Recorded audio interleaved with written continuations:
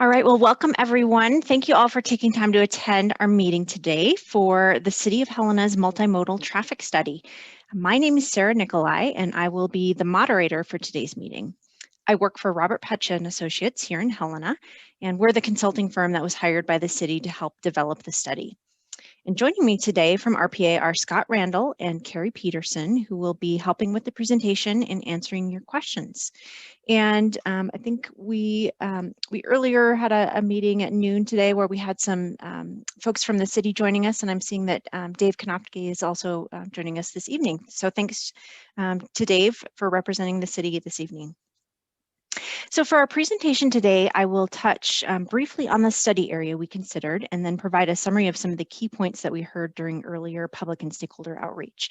And then I'll turn it over to Scott, who will spend most of the meeting focused on our study recommendations. At the end of the meeting, I'll outline some additional public involvement opportunities and next steps for finalizing the study. And we'll just ask everyone to please hold your questions until the end of the presentation. As you're thinking of questions, though, please do type them into the Q&A box at the bottom of your screen, and feel free to enter those questions at any time. You're also welcome to use the thumbs up feature to indicate your interest in questions that are submitted by others. This will just help us prioritize based on level of interest. We've reserved some time at the end of the presentation to address your questions, but if you are either unwilling or uncomfortable to ask any questions during the presentation, we'll also provide our contact information at the end if you'd like to talk with us directly. One last item to note is that we are recording the presentation tonight, and we will provide a video that we post on the study website following this meeting, just in case you'd like to refer back or if you'd like to send the link to someone else who might be interested. Okay, well, let's jump into taking a look at our study area. So our efforts focused on potential improvements for the two 5-point intersections at first at Lyndale Avenue, Montana Avenue, and Helena Avenue in the upper right-hand corner, and then secondly at Last Chance Gulch, Helena Avenue, and Neill Avenue downtown. Additionally, we also evaluated the 4 corridor segments connecting those 5-point intersections between downtown and midtown. And those included Last Chance Gulch, Lyndale Avenue, Helena Avenue, and Montana Avenue. Now, over the past several months, we've completed a thorough evaluation of existing and projected conditions within the study area. And we looked at things like traffic characteristics and growth and future projections, safety, roadway geometrics, field observations, past plans, and we also solicited input from the public and stakeholders.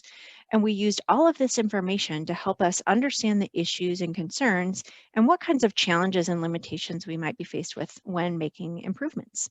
This evaluation process served as kind of the foundation for our identification of improvements. And I'm not going to focus on the findings from that work, since a lot of that analysis we developed much earlier in the study process. However, if you are interested in learning more, I do encourage you to visit the project website that's hosted on the city's Public Works webpage, where we've posted more detailed information. And at the end of our presentation, we've got a link that will show you for that website. So next, I just wanted to touch on some of the public and stakeholder outreach that we conducted earlier in the process.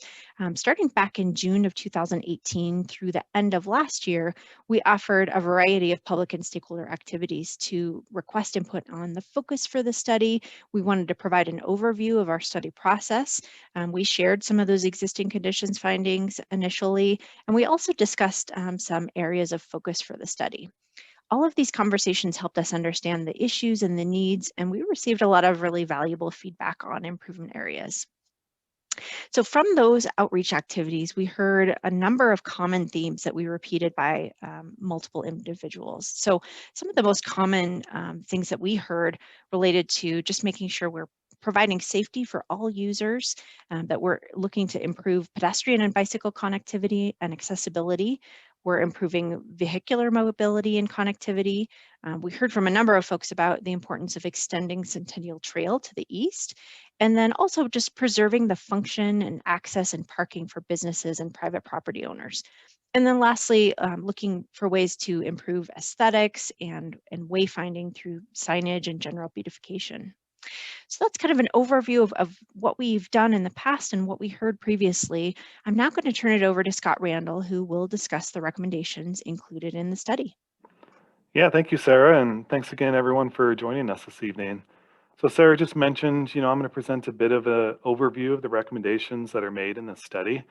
Based on our findings and the feedback we've received to date, we identified about 16 different locations where we can see some options for improvements and some recommendations.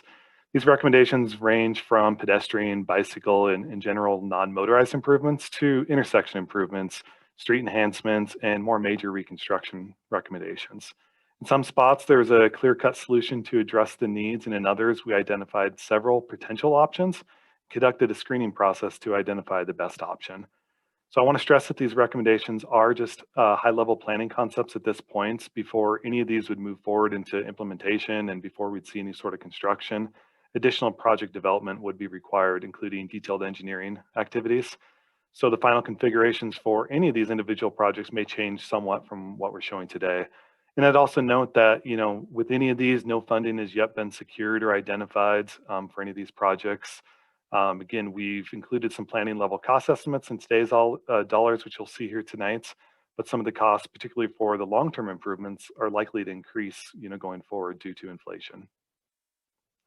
So beginning with the Last Chance Gulch corridor, our first recommendation focuses on the segment between Neill and 6th Avenues.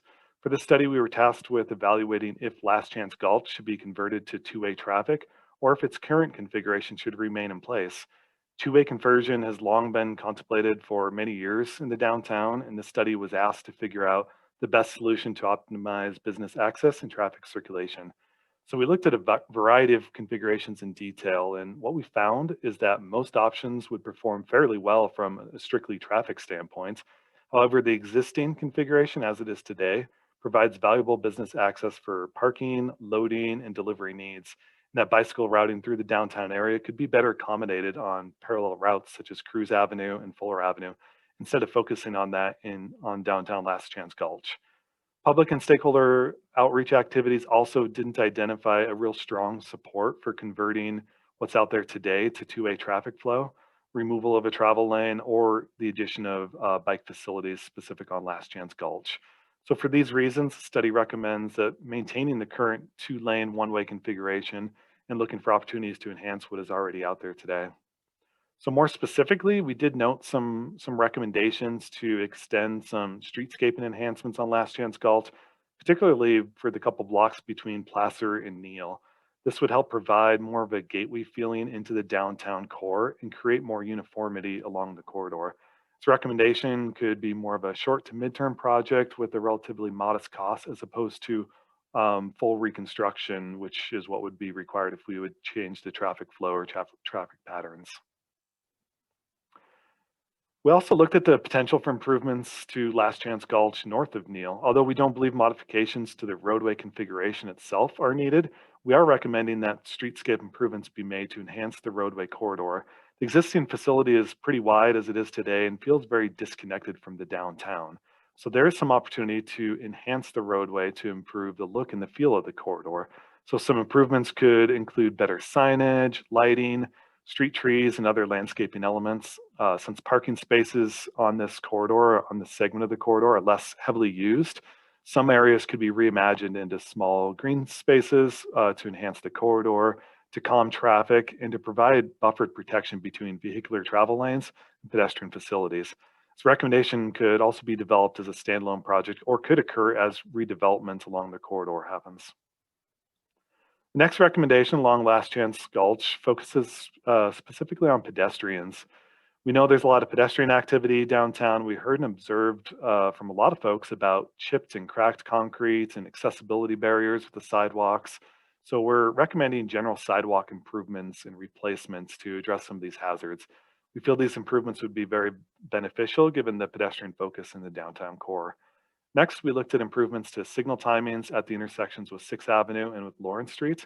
What we're recommending is what's called a leading pedestrian interval. It's a change in the signal timing that would actually allow pedestrians to a green light before the vehicles get it. So they'd get about a 3 to 5 second head start to make their movements before we allow the green light for vehicles.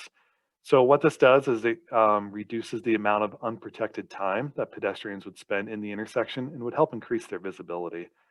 And just up the street from those intersections is the intersection with Placer Avenue. This is another location we're looking at some pedestrian improvements. What we're recommending there is that the pedestrian crossings be upgraded to comply with current ADA standards, complete with curb ramps and bulb outs on all corners, similar to the intersections at 6th Avenue and Lawrence Street. Moving on to one of the main focuses of the study, the 5-point intersection of Last Chance Gulch, Neill, and Helena. We spent a lot of time evaluating some of the concerns and challenges at the intersection. The existing configuration, as shown on this slide, currently operates fairly well for vehicles by themselves. While there are periods with some congestion, vehicles can typically travel through in one signal cycle, even though the signal timing is pretty inefficient and there is a lot of red light time that vehicles have to wait through before they get the green to go through the intersection. So as traffic volumes do grow over time, however, we are projecting that the intersection is going to experience more delay and have some operational issues that are of long-term concern for us. Additionally, the intersection is not particularly friendly or easy to use for pedestrians or bicyclists, especially with the awkward triangle refuge near the Helena Avenue right turn slip lane. So as a potential short-term solution, one thing that we're looking at is removing and redesigning the corner of that of the intersection, removing the right turn slip lane and pedestrian refuge there, and making for a shorter crossing distance for pedestrians at that location. This would allow improved movements for pedestrians, shorter crossing distances, and better protection for pedestrians using the intersection. We also evaluated long-term options to address identified concerns. Again, we looked at a number of options from a modified traffic signal to closing the 11th Avenue spur to a roundabout. And the results of the evaluation process showed that a roundabout was the best option to identify our concerns and the issues that are out there. So over the long term, this option is projected to optimize vehicular operations, non-motorized access, and would offer the opportunity for beautification and to have the intersection serve more as a gateway feature into the downtown. Also with the roundabout, the 11th Avenue spur would be closed, which would provide an opportunity to enhance Cruise Park. This slide shows a rendering of what a roundabout could look like at this intersection. The configuration would operate well now and in the future under under the roundabout scenario, and would also minimize impacts to adjacent properties. We think that this configuration would still maintain most business access points while improving the intersection from an operational and a non-motorized standpoint. Moving on to the Lyndale Avenue corridor, we focused less on this roadway specifically as it is part of US Highway 12 and is in the jurisdiction of the Department of Transportation and not the city. However, during our outreach, we did hear quite a bit about how difficult it is to cross the roadway as a pedestrian. And while there is currently a marked crosswalk at the intersection with Warren Avenue, it has been noted as difficult to see. It does not provide enough pedestrian protection for anyone who wants to cross at that location.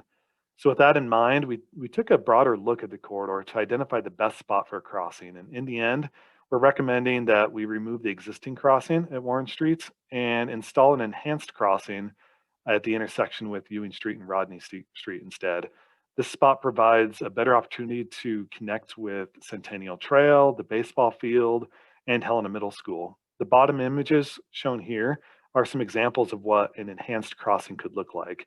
Additional investigation would be needed during project development to determine what the final configuration actually looks like. But here's a couple of examples of some enhanced treatments that would provide for better protections for crossing pedestrians.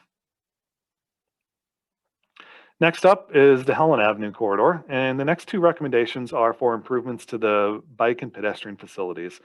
Currently, the bike lanes end quite a ways before the 5-point intersections on each end, without much of a transition or warning to bicyclists or motorists. This recommendation would just extend the bike lanes closer to the intersections and provide for some transition signage to guide bikes to take the travel lane to maneuver through those intersections. And from a pedestrian standpoint, there's a lot of locations where we're missing sidewalks or there's some damaged sidewalks or where accessible features are not provided. So in several cases, parking lots are paved right up to the curb line, providing no separation between vehicles and pedestrians. With this study, we've identified quite a few of these spot locations where sidewalk and curb modifications could be made. This may be accomplished more in the short to midterm and would greatly enhance access to connectivity on this corridor. Because of its angle, Helen Avenue does create a series of awkward triangles and skewed intersections along the corridor, specifically at the intersections with 13th, 14th, and 15th Streets. Right now, these triangles are striped with yellow paints and create extremely long crossing distances, unprotected crossing distances for pedestrians, and there's a lack of definition for drivers entering and exiting from Helena Avenue. So to improve these spot locations, the study is recommending extending the curb line and adding marked crosswalk and bulb outs to improve pedestrian visibility and comfort, and converting the former triangle areas to parking or green space to benefit adjacent businesses and residents. This slide shows a couple of examples of what those improvements could look like. The top one shows this extra triangle space being used for additional building frontage, while the bottom one shows the area reimagined into a public space. The next couple of options are also aimed at some of the skewed intersections along Helen Avenue. At this location, the 16th Street and Ewing Street intersection, there are long crossing distances and poor visibility due to the awkward street angles. The intersection operates almost like a 6-point intersection, given how closely spaced the intersecting roadways are. So to address the poor geometrics, the study recommends providing a marked crosswalk with curb bulb outs and ADA ramps, and to improve the pedestrian crossing visibility and comfort. Additionally, we suggest modifying the northern leg of Ewing Street to intersect Helen Avenue at more of a right angle to improve visibility and give a bit more distance and definition between Ewing Street and 16th Streets. Moving further to the northeast, the National Avenue and Boulder Avenue intersection also has some of the same problems in terms of the awkward intersection angles, poor visibility, and long crossing distances for pedestrians, as you can see in this illustration. The recommendation here is similar to the last one in that we're recommending installing a marked crosswalk on the west leg of the intersection with curb bulb outs to make it safer and more comfortable for pedestrians to cross. We're also suggesting that the Boulder Avenue leg be squared up with Helen Avenue, again, to improve visibility and give some better distance and definition between Boulder and National Avenues. Moving on to our last corridor, Montana Avenue, we've heard for a long time about the need for a grade separated railroad crossing on Montana Avenue. The existing at-grade crossing disrupts vehicular traffic on Montana Avenue several times a day and can create long queues spilling back to the 5-point intersection. Crossing is definitely a high priority, I think, for the city of Helena and the departments of transportation to reduce congestion and increase safety. Several previous studies have identified the need for improvements at this location, the most recent being a 2016 study by the Department of Transportation called the Montana Rail Grade Separation Study. In this study, it was recommended that an underpass at Montana Avenue be developed. Our study supports that finding and recommends constructing a grade separated crossing.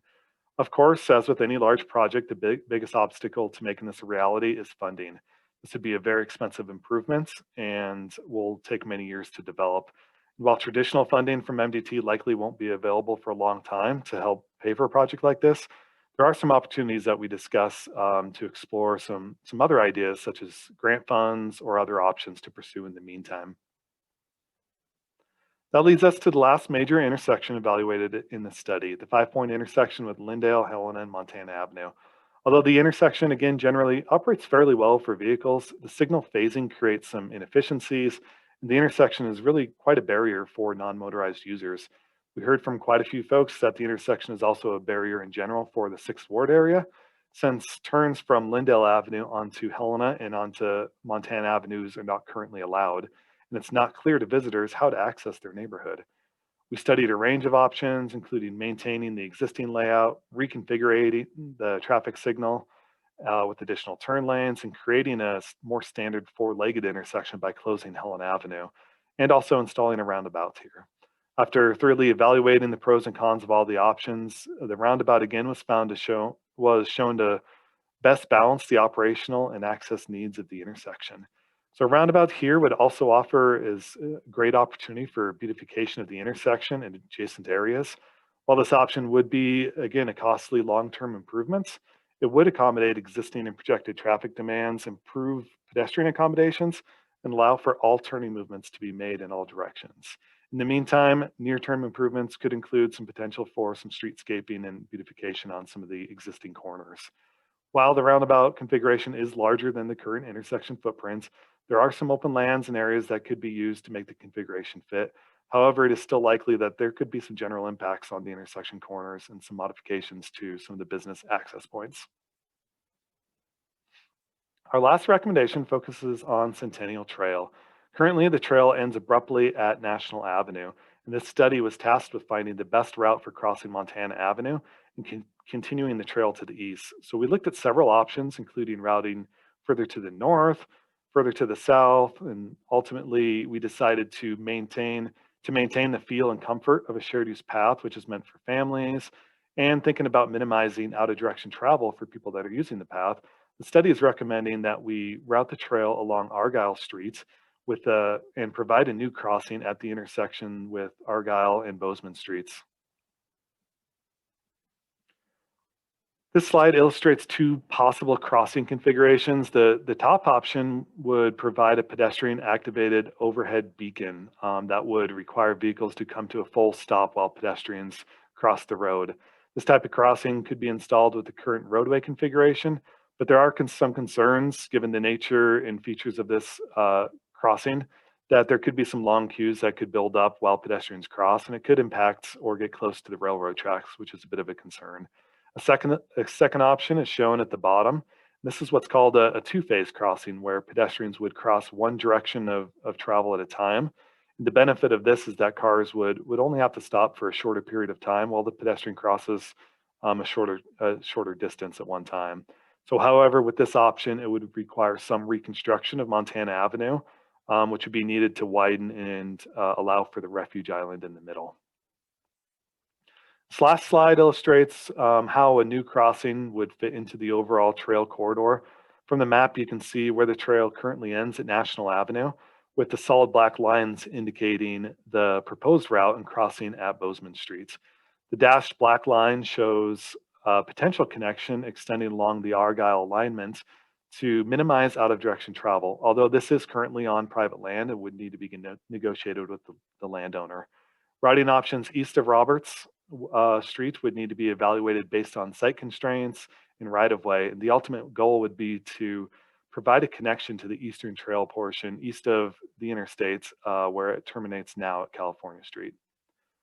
So again, with all of these, I want to stress that these recommendations are just high-level planning concepts at this point. Before they could move forward to implementation, additional project development would be required, including detailed engineering design activities. And the final configurations for any of the projects may, again, change somewhat from what we've shown today. And again, no funding has been identified yet for these improvements.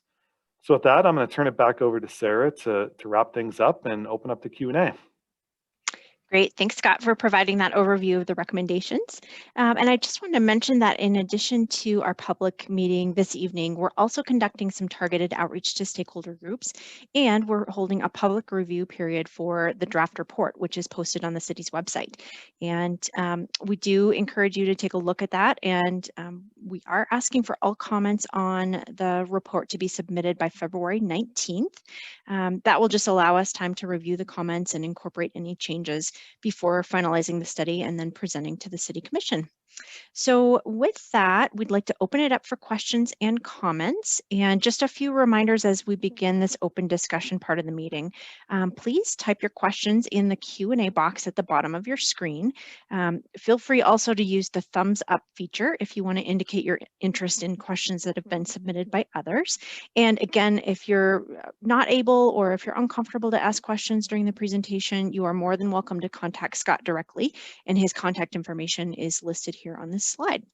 So we'll pause here for a minute and let folks start typing in any questions that you have.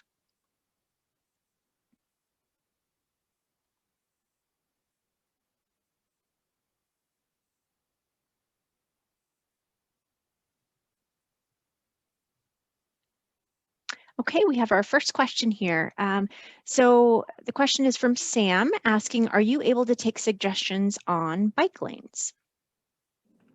Hi, Sam. Thanks for being the first to submit a comment here tonight. Yeah, we're absolutely able to take any suggestions you have on anything. And, I don't know what specifically you're thinking about for bike lanes, but certainly with this study and with everything we're looking at, we're trying to be multimodal as possible and think about all users. And anything that we would do, we want to tie into existing facilities and making sure we're making smart connections to improve all modes of travel. So if you do have any suggestions, you're welcome again to contact me directly. Feel free to give me a call or shoot me an email with any ideas you have. Okay, it looks like Sam has a follow-up comment here saying that the big one is across from Carroll. It ends at Lyndale.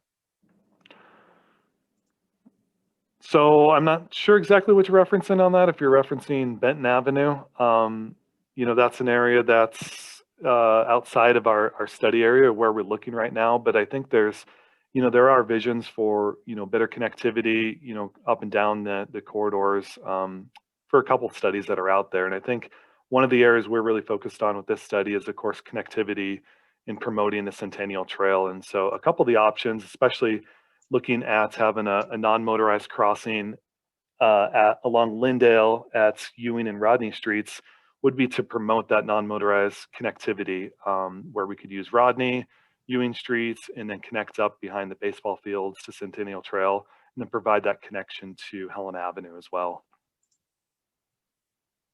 Okay, it looks like we have a comment from James mentioning that parking on the 600 and 700 block of Last Chance Gulch is at a premium. Yeah, I think we heard loud and clear from a lot of business owners and downtown vendors and people that parking downtown is obviously critical. That's part of the reason why we ended up sticking with our recommendation to maintain the current lane configurations as they are today. I think some of our recommendations, thinking, maybe a little longer term or a little more visionary about some streetscaping enhancements, I think those would be certainly evaluated, in line with what kind of impacts it would have on parking as well. I don't think, we want to go and remove a bunch of parking just to, have some bulb outs and make some, streetscaping enhancements necessarily, but there could be some opportunities where we have some underutilized areas where maybe removing a spot or two spots, might be worth the trade-off. But that would certainly be done in conjunction with the downtown and business owners. And we have a comment from Jim saying that street trees on Last Chance Gulch will make bike access very dangerous, much narrower. Why not use that space for bike lanes? So we did think about bike lanes and bikes on Last Chance Gulch, and with how narrow the road is, with the amount of traffic, parking and on that road, and with the pedestrian activity on the sidewalks, we felt it best to focus, for bike facilities to focus on Cruz and Fuller, and there's really good parallel facilities to Last Chance Gulch. And so if we were to go through and try to stripe bike lanes on Last Chance Gulch, it would require either the removal of a travel lane or the removal of parking, on-street parking, which we know is a premium. And so we thought it best, again, to focus on optimizing what we have and providing better use and better opportunities for bicyclists on adjacent facilities instead of trying to cram everything that we could possibly cram into Last Chance Gulch. Okay, so we'll wait a few more minutes here to see if other folks have any questions. And again, feel free to type those into the Q&A box. Scott, while we're waiting, I'm wondering if maybe you can pull up the project website just so you can show folks where some of the links are located. Absolutely. If you go to the City of Helena's webpage, it's helenamt.gov. Simple Google search should get you there. If you go to their webpage, underneath the Departments tab, you can go down to Public Works. And so this is the Public Works page. And underneath that, they have another link that goes to their Public Works/Transportation projects. And so underneath that are all their ongoing projects that they have right now. So this is a good source of information if you're curious about anything that's going on from a public works standpoint. And so right there at the top is our 5-point intersections and corridor connections multimodal traffic study. So we have a little bit of information about the project details. We of course announced this meeting that you're here tonight, and we have our project contacts. And then under this project resources, that's where you can find our draft traffic study, a bunch of appendices with more information should you want to dive into the details, and then a few other supplemental pieces of information about this study. So please do check that out. Again, a Google search should take you to the City Helena's webpage, and then you can find us on the Public Works link from that point on. Thanks, Scott. And this will be where we post tonight's video of our meeting as well, if you need to refer back. So we have one more comment here from Sam, and saying more related to the corridors you're looking at, where 11th meets Cruise is a light that can take a long time. Just a note. Yeah, you're right, Sam. And I think that's one of the things we were looking at when we're looking for improvements to the 5-point intersection. I mean, those tie together, those signals are tied together at the one at 11th and Cruise and then the one at the 5-point intersection. And I mentioned this, it's a very inefficient way to process traffic, but it's kind of a reality, based on all the angles and legs that are tying in together. And so with the roundabout option, again, I kind of mentioned this, but we could actually get rid of that 11th Street spur. We wouldn't need that anymore. And so we could actually open up that intersection to not need a light anymore and would actually function very well. And we could allow the traffic to go into the roundabouts and make their movements through there instead of having to go down that 11th spur. So kind of another benefit of that option is that it would help address that consideration or that concern at that intersection as well. And we have another question from James. On the Last Chance Gulch roundabout, is there enough existing room for a roundabout without taking land from the property on the corners? Yeah, thanks, James. And that's something we really tried to consider as we were evaluating the option is those impacts to the landowners. And one of the challenges, obviously is how constrained that environment is. And we did layouts, what I would call a conceptual layouts. It's not a full design. We don't have survey and haven't gone to that level quite yet. But we do feel like there's really good room and opportunity to make that fit without being impactful on the businesses. We feel like we can still allow them to function very much as they do today. And we certainly aren't looking to knock down buildings and make major changes there because that's impactful on everybody and certainly costs a lot of money too. So we do feel like the roundabout gives us a lot of flexibility to fit it into that area. And then with the cruise park there too, it gives us a little more room to work with and to shift the intersection a little bit as we needed. So we do feel like it would fit very well. Great. We have a comment from Steve saying that I did not see any recommendation in the study to require the undergrade underpass as a prerequisite to the preferred option D roundabout.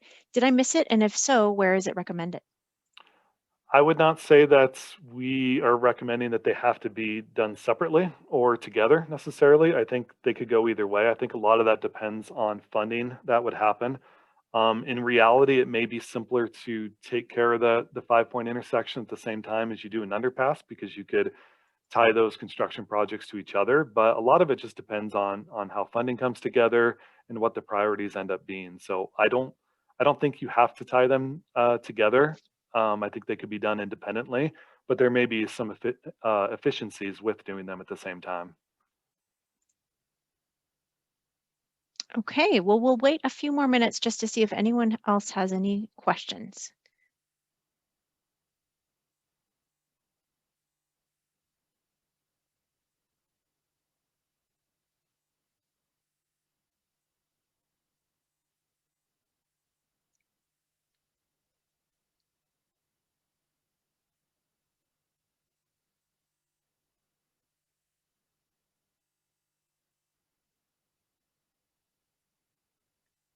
Okay, well, we don't want to rush anyone, so just we'll make one final call for last questions here for the meeting.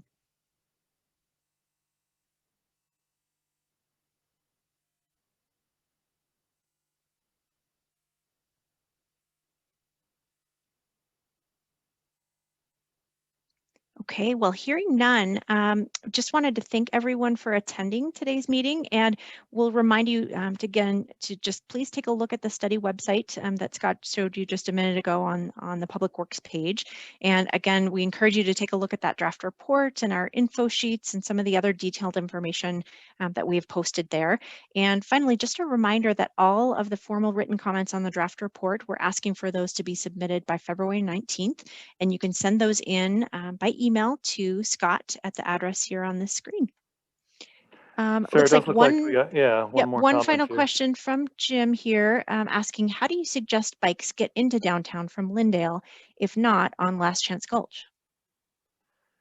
Yeah, I think I can, maybe speak a little more high level on that. I can say that the scope of our study wasn't to address exactly that concern, but there are a few options that have been looked at in the past, such as using Benton, Getchell, and then I think on Last Chance Gulch between Neill and between Lyndale makes some sense to allow bikes and maybe to encourage some bike use there. The segment I'm talking about is the one-way segment that it really does become challenging. I think bikes can, if they feel comfortable riding in the stream of traffic as a vehicle, I think that's okay. But trying to make it a inviting environment for all users, I think just becomes a challenge with everything that we're trying to fit in there. And again, with the proximity of Cruise and with Fuller being really great facilities that are more appropriate for bikes, I think those would work really well. But as far as going from Lyndale to the downtown, I think there are still a few options, and I wouldn't say that Last Chance Gulch wouldn't be one of them for that segment. I was more focusing on, I guess, the downtown portion. And just wanted to follow up on a couple other things too. So we had some follow-up comments from some of the earlier questions and comments. So I think, Jim, this is kind of getting back at your point that you had just made, that Cruise and Fuller are not near the 600 to 1000 block. So just asking again, how do bikes access downtown? So I think we've addressed that one. And then a question from Mary Ann asking, when will the video be posted? And I think just probably in the next couple of days, we just need to get that over to the city and get them a link so that they can get it posted on the website. So we can send out an email to our contact list and to the folks that attended today, just to let you know once that video is posted.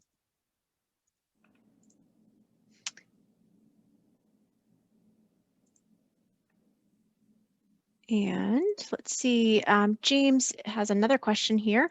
On the Last Chance Gulch intersection, how would deliveries to the man shops next to the roundabout be handled?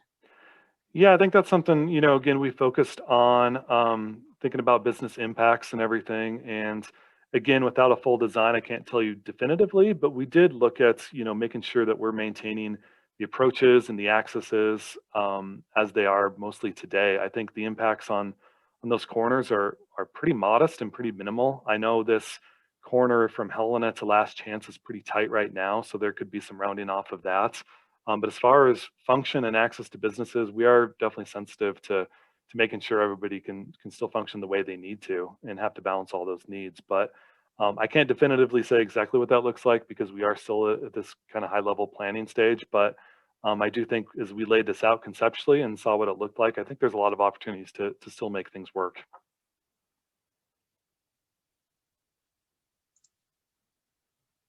Terrific. Well, let's wait just another minute in case anything else comes up from folks attending here.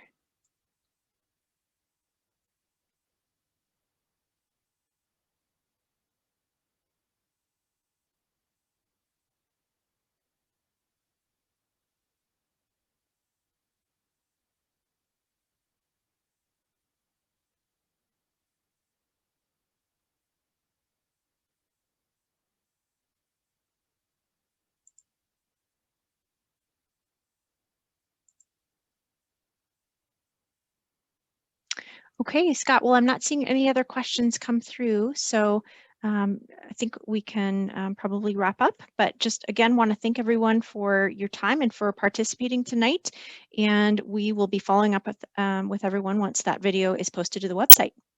Yeah, and thanks again, everybody, for joining us. And if anything comes up after the fact or you want to chat about any comments you have, feel free to give me a ring or shoot me an email. We appreciate everyone's time tonight.